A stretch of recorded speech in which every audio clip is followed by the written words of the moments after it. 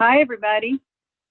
We're really excited to be here tonight. This is our very first webinar, and all of the logistics here are the genius work of Rebecca, and I'm just a figurehead presenting the information. I am Dr. Christine Thompson. I'm a chiropractor, and I have been in practice in Fredericksburg since 1996, so 21 years. And all during that time, I have been addressing nutrition, and I have gotten more and more involved in nutrition and lifestyle counseling. And I found that that is really essential in getting people to heal, getting people to hold their adjustments, and getting people to achieve the well-being that they would like to achieve. And so I have been studying all these 21 years, something that I'm now calling functional medicine, and I'll be talking more about that as we go through the webinar. I know that there's probably a variety of health issues that you all are experiencing, that you're the reason why you signed up today, and I'm hoping that I will address your questions relative to that. And I also know that people are at various spots in their healing path. And so some people may have already done a lot of research and been on the internet and looking things up. Some of you may have already consulted other doctors. And then some of you may just be beginning your path and trying to gather information. So I'm hoping that I can cover that whole gamut for you. And even those of you who are just beginning, that I will give you some basic information. And those of you who have been on the path for a while, hopefully give you some more advanced information. So let's go ahead and start. So the first thing that I wanted to mention is that there's a lot of symptoms that are involved when we're talking about hormone imbalance. In fact, all of these symptoms that are listed on the screen now are associated with some sort of hormone imbalance. These symptoms can also be indicators for other types of problems too. So we actually need more information. But this is a pretty extensive list. And if you're suffering from any of these symptoms listed, you could be suffering from a hormone imbalance. Now I want to just read a few things from this list to you.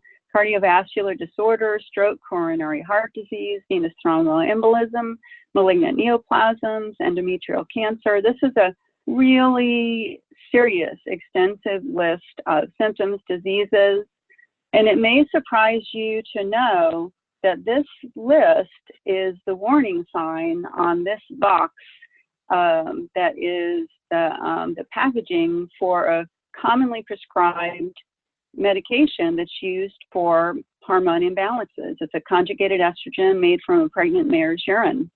And this is what happens when we try to synthesize hormones that are not the hormone that's made by our own bodies and not made in the amounts that our body makes, and it has been synthetically made in a laboratory. We end up with really serious side effects.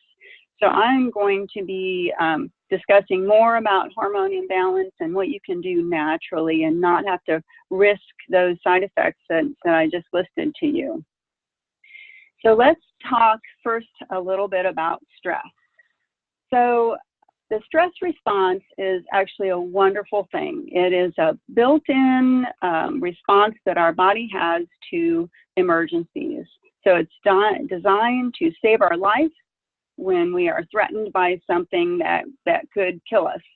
So it is designed so that our body can be on alert, and we can run, or we can fight, or we can do whatever we need to save our life. And it involves parts of the nervous system that cause the heart rate to increase, cause the lungs to breathe more quickly, get more oxygen to the large muscles, so that we can run, we can fight, and then all kinds of other physiological things happen in the body in order to prepare us for this emergency. So it's really well designed, and it really worked well for us maybe up to even a few hundred years ago, maybe even 100 years ago. And the unfortunate thing is that today, our stressors look very, very different from yesterday's stressors. And this is what is happening today, is we have a mismatch between our built-in stress response system and the types of stressors we're dealing with today. So the types of stressors that we have just don't require us to usually run away or to fight a big animal or anything like that. And not only that, but the stressors we have today are consistent. They happen day in and day out, repeatedly, over and over again. And I am here to tell you, our body is absolutely not designed for that type and level of stress that goes on and on and on and takes a toll on us. So we have a real problem now with stress and what it's doing to our bodies. This is a list of some of the things that happen physiologically in our body when we encounter something that we perceive as stress. So it doesn't really even have to be something threatening. It's just something that we perceive as threatening to us. So our adrenal glands are the main glands that react, and they produce adrenaline so that we can have more energy going to the muscle so that we can respond. And then we also produce cortisol. And I'm going to be talking a lot about cortisol this evening because that is one of the main players in this whole connection between stress, hormone imbalance, and belly fat. So if you look further down the list of the things that I've highlighted and put in red, another thing that happens during the stress response is that our digestive system shuts down. And that's because our body recognizes that we don't need to be digesting food when we're on alert and under a life-threatening emergency. So these are the types of things that if we are constantly on alert and feeling stressed, we are constantly shutting down that digestive system, and it ends up not working properly, and we end up with all sorts of long-term side effects of stress. And if you look at this list of the long-term effects of constant stress that we have today, we have heart disease, high blood pressure, diabetes, endocrine disorders, which is your hormonal system, weight gain, we end up with autoimmune disorders, because the immune system gets overtaxed, and we end up with digestive disorders like colitis and like irritable bowel syndrome and things like acid reflux and gastric ulcers. So all of these things are related to the stress response, and all of these things are epidemic in our society, in our country today. So stress is a huge factor, and we're going to talk more about what do we do about that later on. Let's talk now about toxicity. So we are exposed to a tremendous amount of toxic chemicals. In fact, there's new chemicals being invented all the time, and it's a very interesting fact in our country that chemicals have to actually be proven to be harmful before they can be taken off the market. So in other words, a company can produce chemicals and they can be distributed over the whole country, and until someone else has taken the time to prove how harmful that chemical is, it's not taken off the market. So companies don't have to prove the chemical's safe. We have to prove the chemicals are harmful. And a wonderful resource for you in that area is the Environmental Working Group, and they are at ewg.org, and they have all sorts of lists that tell you about what products have what chemicals and what products to avoid, what products are safe, just a wealth of information for you. So I encourage you to look that up. Again, ewg.org.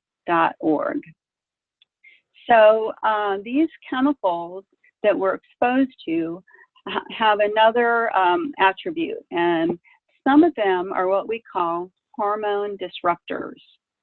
And what that means is some of these chemicals act as if they are hormones in our bodies, or they disrupt our natural hormones. And this can cause a real problem with hormone imbalance. So this is a huge factor today in hormone imbalances. And unfortunately, women are more heavily affected by these hormone disruptors than men are. Men are still affected, but women are affected much more commonly. And these pictures that I have on the screen here are some of the most common hormone disruptors that we come into contact with daily. And number one is plastics. Plastics are a huge hormone disruptors. They are known carcinogens, in other words, cancer causing.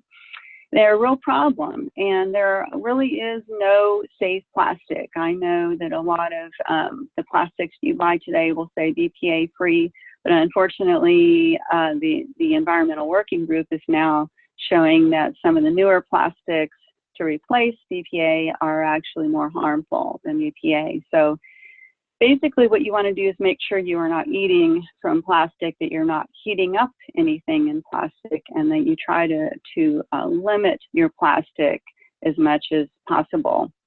Another problem industry is the cosmetics industry. It is not regulated at all, and cosmetic companies can put all kind of toxic chemicals, some of which are hormone disruptors and some of which are carcinogens in their cosmetic products. So just beware of that. And again, check out ewg.org because they have lists of safe cosmetics for you. All right, so here's just a general list of some of the toxins that you may be exposed to on a daily basis. And there's actually hundreds and hundreds of toxins that we're exposed to daily. So we can start to wean out some of these things that are harmful that we don't want to be exposed to. And then there's other things that we don't have a lot of control over that we have to just help our body to get rid of. And fortunately, there are ways to help our bodies to detoxify itself. So the ways that toxin get into our body is through breathing them in, through eating or drinking them, and also through our skin. Our skin may look like it's a solid organ, but it's actually very porous. And it's estimated that about 70% of the chemicals that come into contact with our skin go right through our skin and into the blood. So be very careful of what you put on your skin. Here's another little diagram just showing you some of the categories of different hormone disruptors that you may be exposed to. And what these hormone disruptors can cause is not only hormone imbalance, they can also cause weight gain and some symptoms of toxicity such as allergies and digestive problems. It can cause endocrine disorders such as thyroid disorders or adrenal disorders or pituitary disorders. It can cause problems with fertility, and then of course, because they are toxins, they can cause damage to our cells and end up causing cancer. And this is just a diagram showing you that our natural hormones start out being made from cholesterol, and then they are converted in our various glands in our body, our endocrine system, and they become our vitality hormones, our sex hormones, and then they also get converted to cortisol.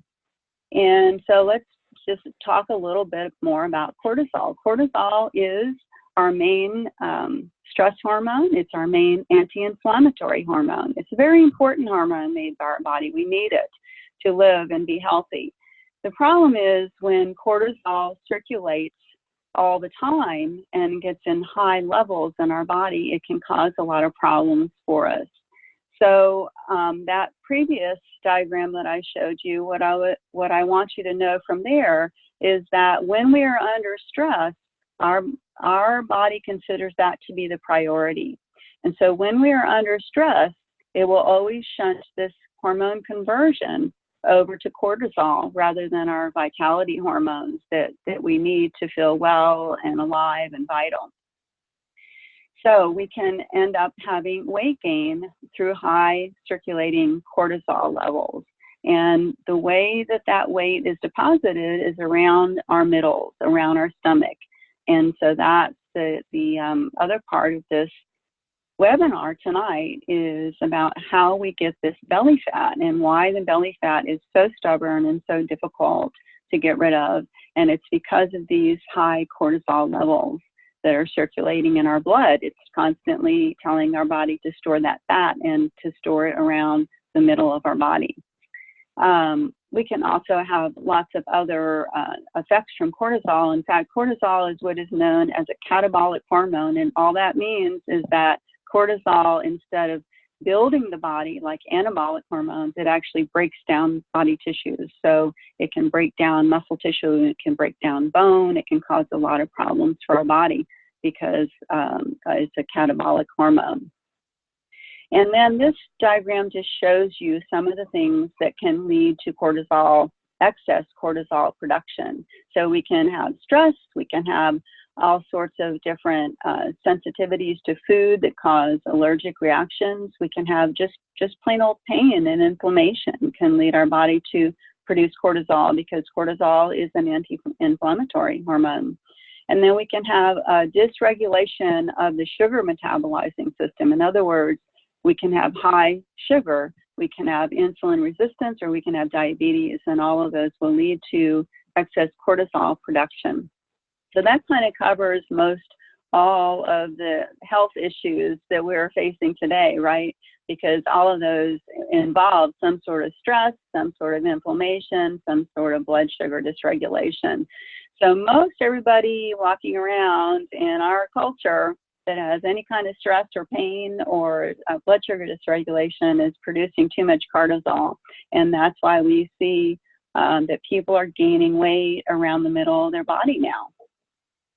So this is my little diagram that I hope kind of explains all of this that I'm saying. So we have this lifestyle that's high in toxins, high in stress, and a poor diet that has all these chemical additives to our food, the colorings, flavorings, all these things added to our food. Our food's been processed and had chemicals added.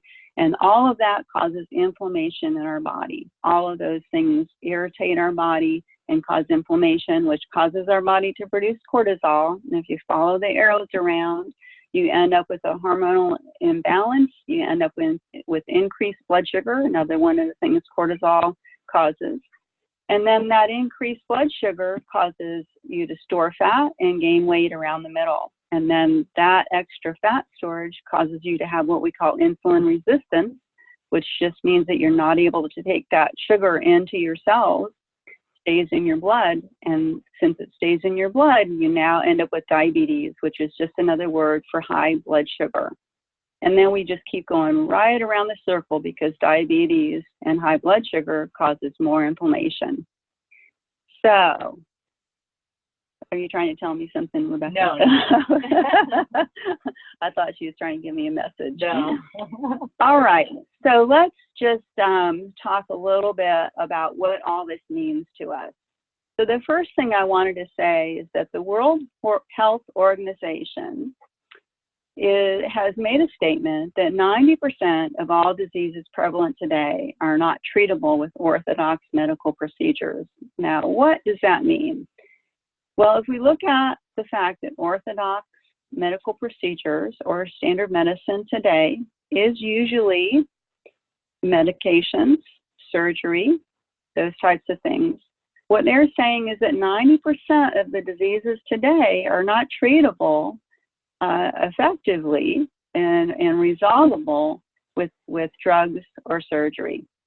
And that is because 90% of the diseases today in the world, and not just our country, but in the world, are actually lifestyle-generated degenerative diseases. So they are caused by our lifestyle. And that's a big statement right there. 90% of all diseases today are caused by our lifestyle. And that includes our environment, what we're exposed to, the stress in our lives, the chemicals we're exposed to, all of these things.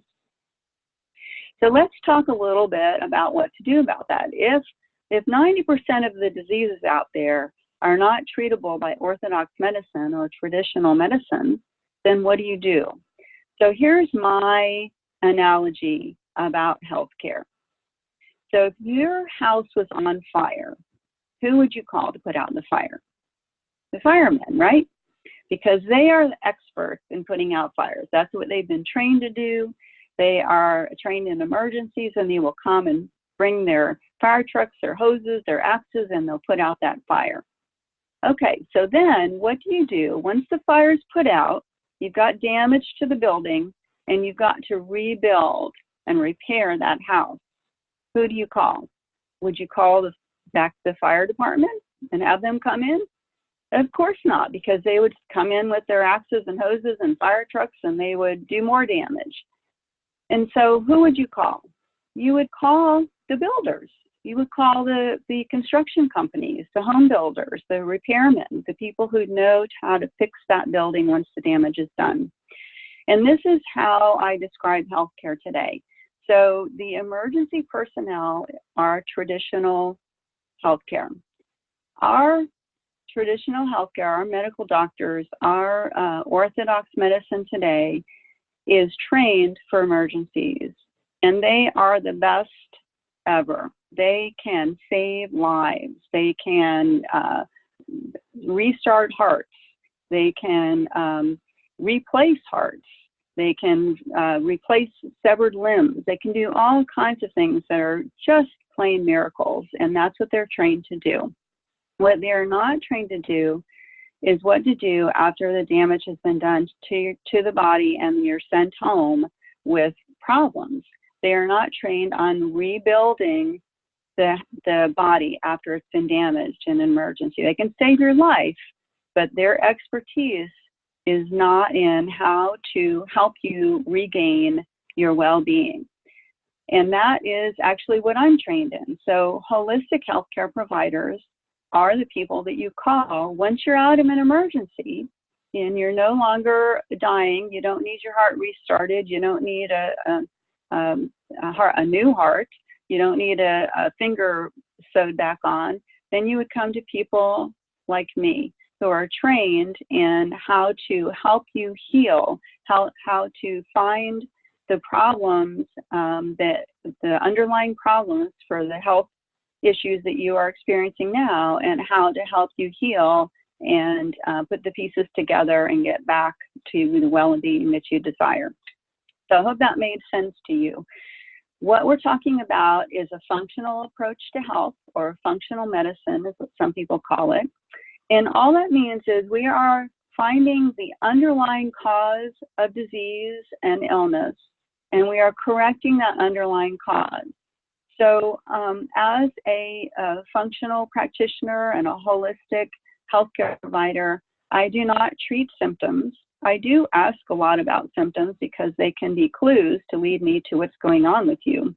What I do is I find where the underlying problem is that's causing your symptoms, and I help you to correct that. And because we know that 90% of the diseases out there are being caused by our lifestyle, we know that there needs to be some lifestyle changes. So we can see with this house, there's a problem, right? So if we look at it and we say, okay, well, let's just shore up that roof and put a new board on there and paint it, and now we're good to go, right?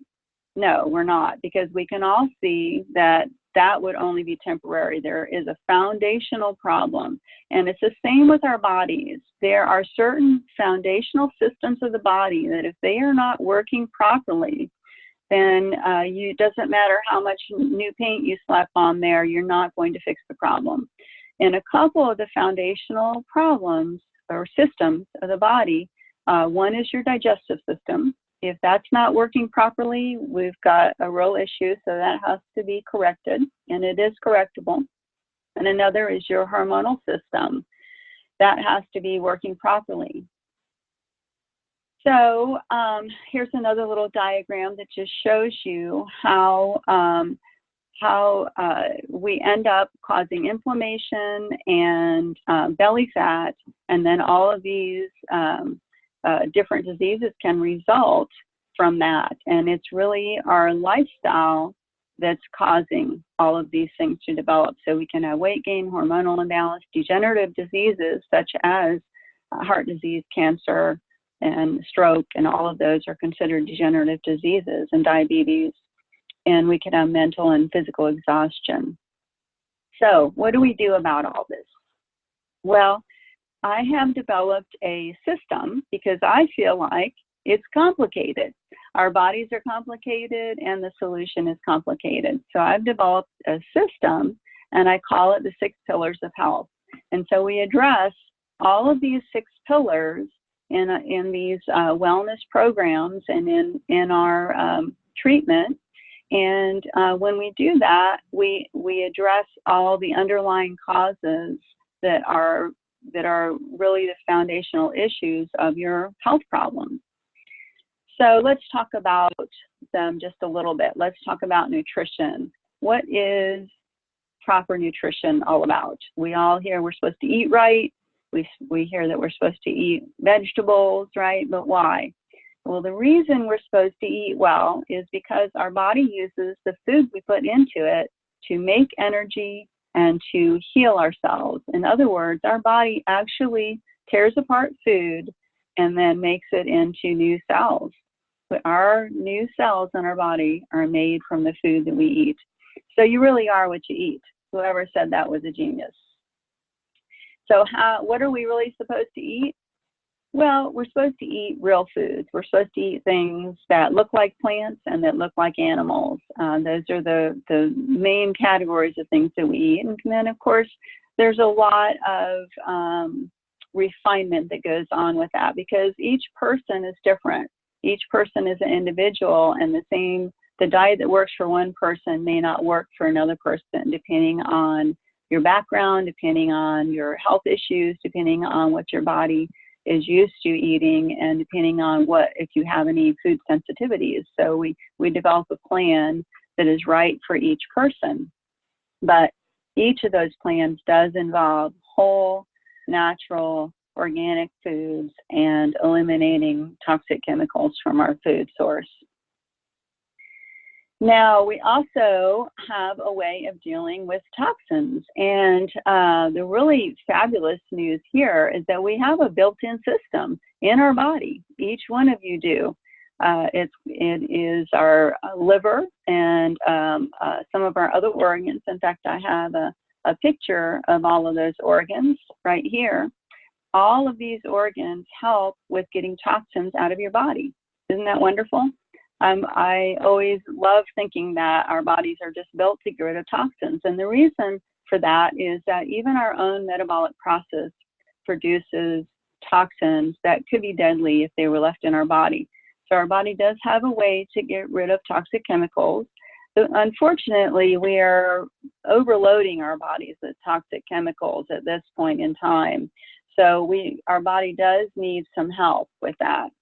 And here's some ways that you can reduce your toxic exposure. Eating fruits and vegetables actually helps you to detoxify because there are chemicals in fruits and vegetables that help with that process, especially the cruciferous vegetables, all those nice vegetables that are kind of stinky and smell kind of smell up your kitchen when you cook them. Kale, collard greens, cabbage, Brussels sprouts, broccoli, cauliflower, all those things are really helpful for your built-in detox system in your body. You want to avoid sugar, alcohol, and some medications can cause toxicity in your body and cause liver problems. And then you want to buy organic as much as possible. So let's talk a little bit more about all these different organs that help us with detoxifying. So we have a lymphatic system, which is a system of tubules through the body that filters out all sorts of toxic chemicals, and it can be assisted by some simple things that you can do.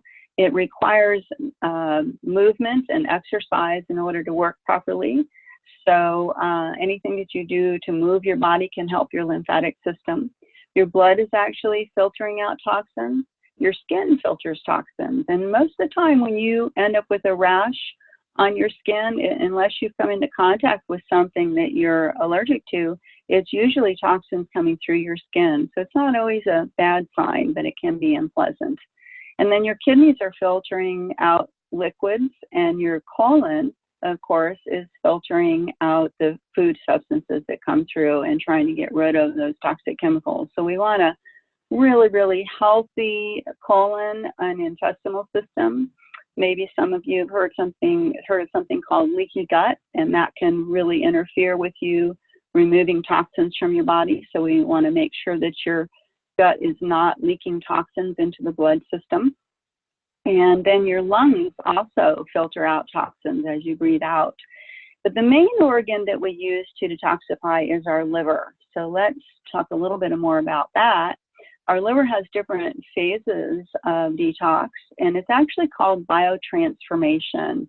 It's not really detox, but that's the common word, and that's the word everybody uses. So I just want to be clear that when I'm talking about detox, I'm talking about liver biotransformation.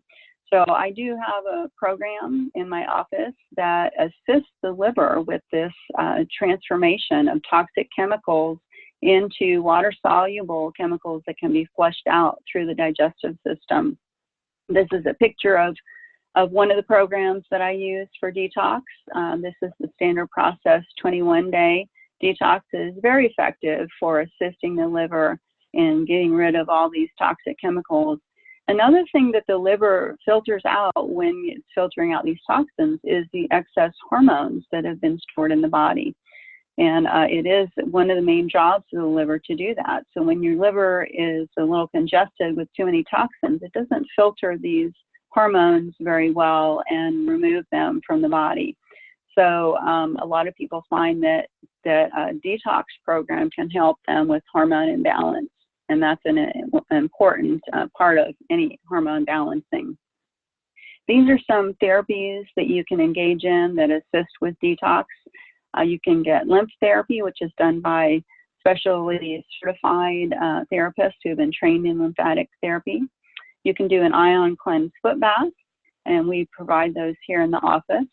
Infrared saunas are wonderful for helping you detox.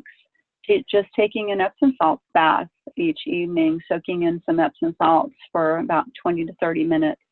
Dry skin brushing, which is, you can easily Google and find instructions on how to dry skin brush. And then a rebounding, which is a little tiny trampoline that you bounce on that helps to activate your lymphatic system. And actually, if you can't bounce on a trampoline or you have trouble with balance, you can just sit on an exercise ball and bounce on that ball while you're sitting, and that activates the lymphatic system. So there's lots of things that you can do on your own to help you. I just wanted to also mention how important exercise is, and we always address exercise because it is so helpful for all of the things I've been mentioning, and especially helpful in reducing the stress response. Exercise is a way to activate all the systems of the body that the stress response has been designed to activate, and so we can dissipate this energy that's been built up and ready for action. There's lots of other benefits to exercise too. It helps activate the lymphatic system. It helps with toxin removal by sweating. It releases endorphins, which are your natural pain relievers and feel-good chemicals that your brain produces.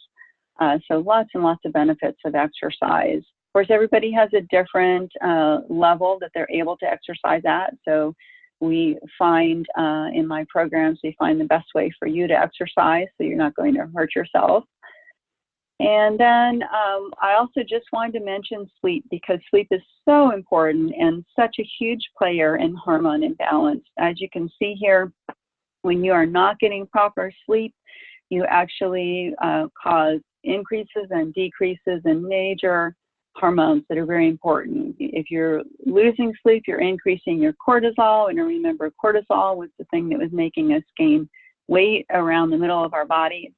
It also makes you not feel satisfied when you eat and makes you feel more hungry.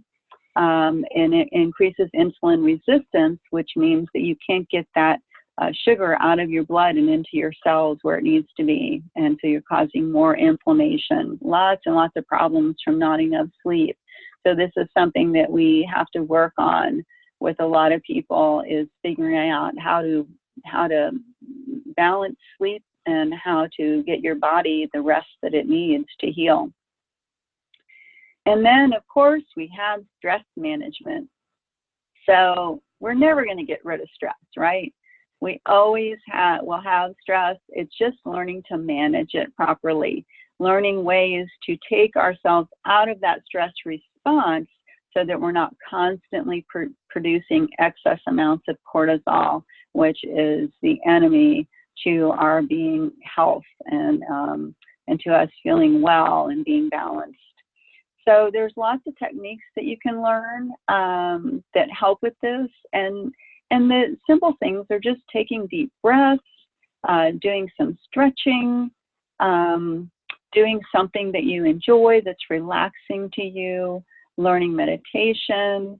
There's lots and lots of things that you can do to help with stress management. So that's something very, very important to work on, and you can work on your own, and something that I can help you with also.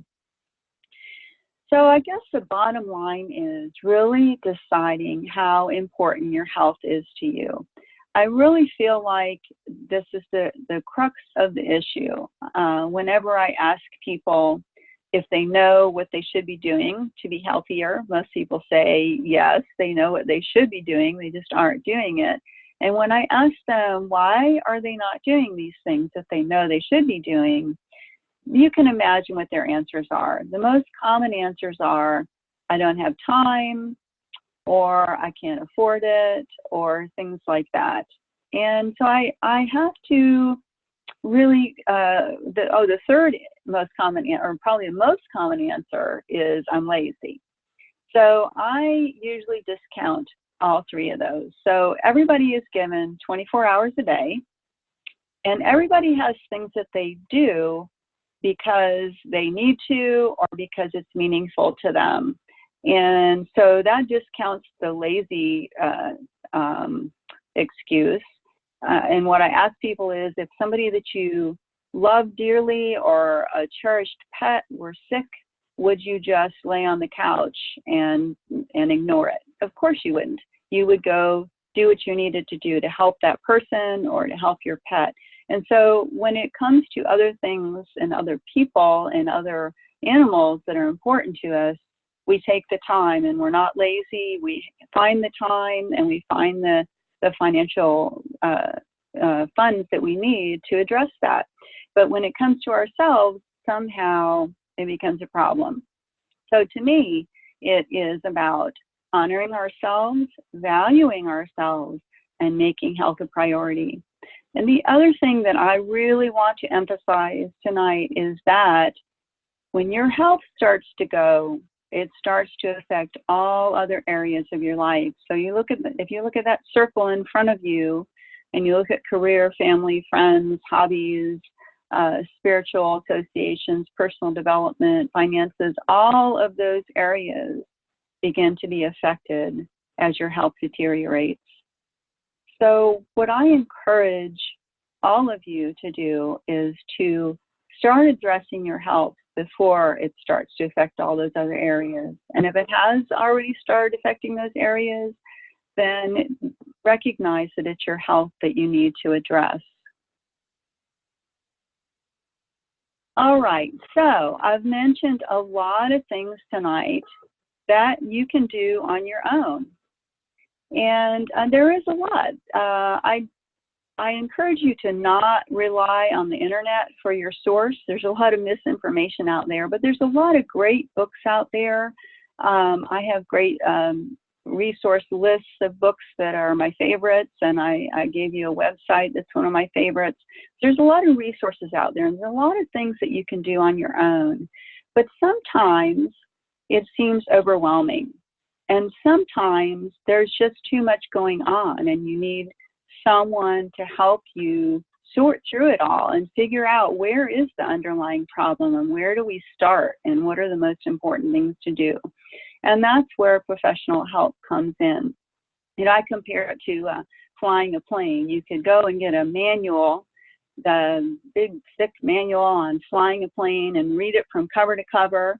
And just because you read that manual cover to cover doesn't mean you can get in that plane and fly it. It's complicated, right? So it's the same with your body. You can know a lot about your body, you can read a lot, you can get all the books, but it still doesn't mean that you know how to find your way to health. Sometimes you need professional help. So if you feel like you're on a great path and you just need some information, then take this information that I'm giving you tonight and just run with it. But if you feel like you need more help, that's what I'm here to do. That's what I do and what I love to do, what I'm passionate about doing, because I really and truly believe that there is always a way to improve our health. No matter where we are, we can take a step up from there and have the level of health and well-being that we desire. So here's a list of some of the services that I provide. We have a lot of services here in the office. I have a wide range of services that I offer as far as functional healthcare and nutritional counseling and lifestyle counseling. We can do as simple as just down and having a consult, and I can give you advice, or I can order lab testing and go through the labs with you and explain what I see. I can recommend lifestyle changes and supplements and go into in-depth with that. I can do long-term plans with you, which is my favorite way to work, but not everybody is up for that. So I try to serve each person according to their needs and desires and what it is that they want. So I am able to do that on a lot of different levels. And then tonight, I wanted to just offer you for listening in on our very first webinar and participating in this. I wanted to offer you a special discount on what I call my introductory brief consult. So what that means is it's an opportunity to sit down with me and briefly describe what's going on with you and to determine if functional medicine is the right path for you. So I wouldn't be going through your labs on this visit, and I wouldn't be giving in-depth recommendations, but I would be able to determine what would be the next step for you. My normal fee for that is $75, and tonight I'm offering that for $45, so it's a real deal, and I really encourage you to take advantage of that. So you can either call the office, and the number is right there on the screen, or you can email Tina, and her email is there, reception@wholehealth.net, or you can just go to my website, and there's a lot more information there, and there are our email addresses are on, and phone number and everything is on the website, so you can get more information about my services if you're not familiar with me and haven't spoken with me before. So that was the gist of what I have, and I hope that I've explained thoroughly the connection between stress and hormone imbalance and belly fat. They are intimately connected, and they all must be addressed if we're going to solve the problem. But they are addressable, and it's really not that hard to do. It does take concerted effort. It does take making some changes in your life, but you can do it, and especially with some guidance in knowing where to start. So I hope that I have not confused you more. I hope that I have illuminated some things for you. But if I have confused you a little bit or made you feel a little overwhelmed, please feel free to call the office and set up that introductory consult, and I can go into a little more explanation for you and your particular situation and what might benefit you. So now I'm going to just open it up for some the comments, questions. Rebecca, was this the time that we send the questions? Yeah, I mean, we can do that, but that's about future interest in future topics. But for right now, does anybody have any questions about what Dr. Thompson just presented?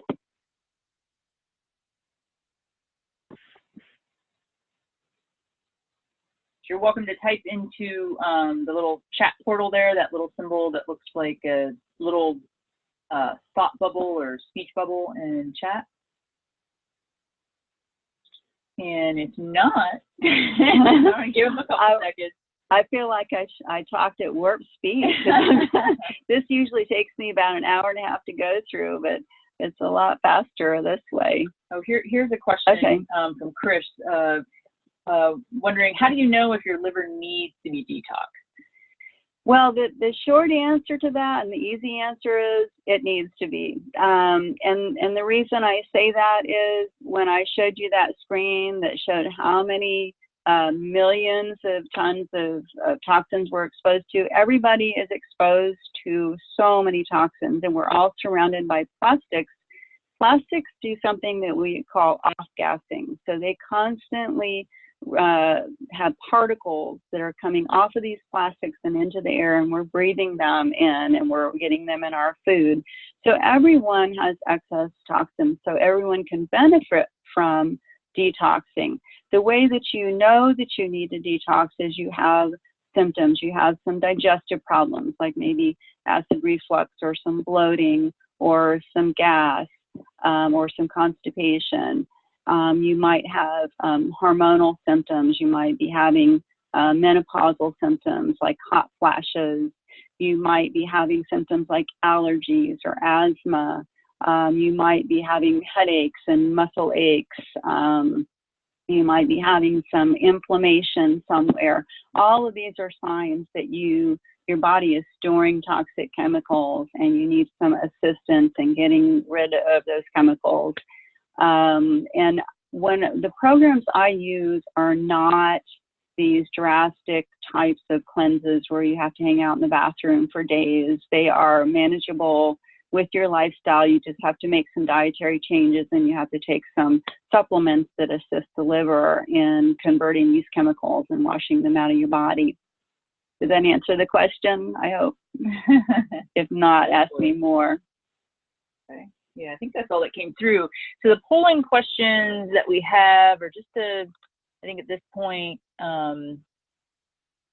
I'd like to actually skip to the next one. I'll go ahead and launch this and see what it does. And then I'm going to skip that. And then, where's our next one? Oh, here we go. And I'm going to launch. Do you guys see these polling questions? What topics would you like to see covered in a future webinar? So if you guys can just let us know that you see them, we really appreciate answers on these because it'll help us in developing our programs. My hope is to continue to do these webinars. I'd love to do them every 2 or 3 months and a different topic. And I really want them to be topics that you all are interested in and want more information on. And I love talking about all of these topics, so any of them would be great.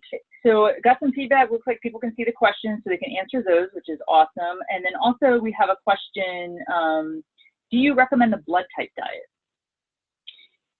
Okay, I actually do not recommend the blood type diet. I have, over the years that it's been popular, there's been some people that do well on it, but there's been a lot of people that don't do well.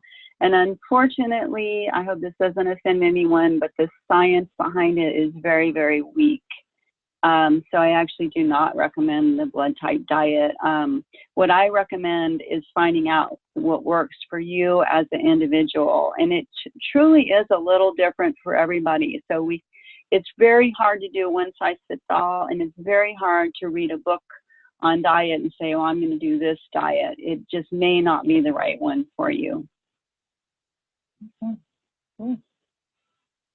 I guess just, we're on that final slide about that $45 consult, which is a really great option because really it seems like such a brief consult and a brief discussion, but that's the way that you can find out if it's right for you, and then you can apply that consult to the full, that preliminary consult to the full consultation. Oh, exactly. Yeah. Thanks, Rebecca. I forgot to mention that. Yeah, that $45 will apply to any other consult that you do with me after that. So my initial comprehensive consult, where we go over labs and we discuss a plan and we have recommendations for you and we go over your health history, that initial consult is $250, and that $45 would apply to that. So So you would actually just be paying $205 for that whole initial consult. Yeah, after the 45, which is Yep. a great option. Yeah. And then maybe we could just talk to some of the other things you do in terms of the testing. Like I've talked to some of your patients who had stories of going to the doctor and saying they suspected they had some hormonal imbalances and wanted to test, and the doctor didn't find anything wrong, but that you were able to do more extensive tests and find out that somebody has a thyroid condition, and then their medical doctor will go back and confirm it for them. Mm-hmm. Yes, I do some specialized testing that usually is not covered by insurance and is usually not done by your primary care physician. I do try to work with your primary care physician and have them order the tests that we need and try to get them covered by insurance. But sometimes some of these tests just aren't, and I can get them at substantially reduced prices because I belong to a physician's co-op, and so I can get reduced prices on lab.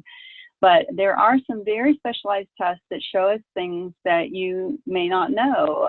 Some people discover that they have an autoimmune disorder that they were unaware of, and their medical doctor had not diagnosed.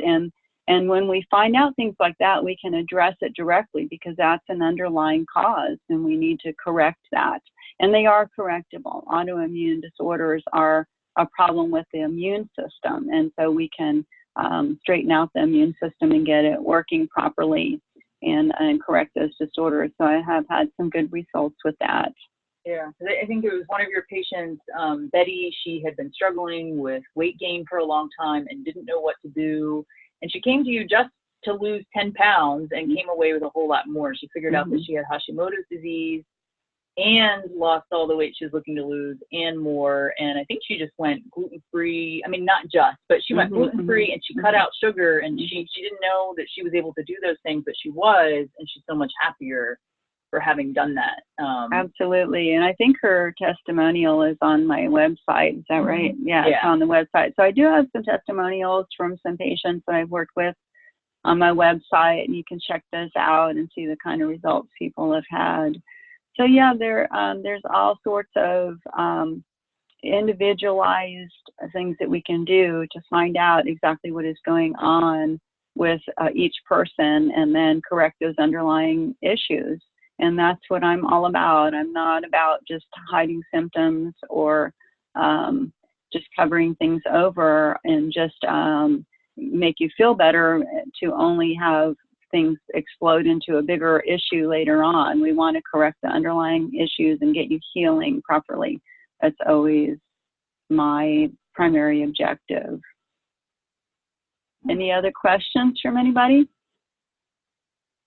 Well, I hope this made sense to you, and I hope that you gained some information that'll be valuable to you. And I hope to maybe see some of you at some point. That would be wonderful. I would love to help you, and it's what I'm here for. Anything? Should we sign off? Yeah, I think so. I think we might have to do it or get the stuff, sure. Thanks. All right. Thank everybody. Bye-bye. Bye-bye.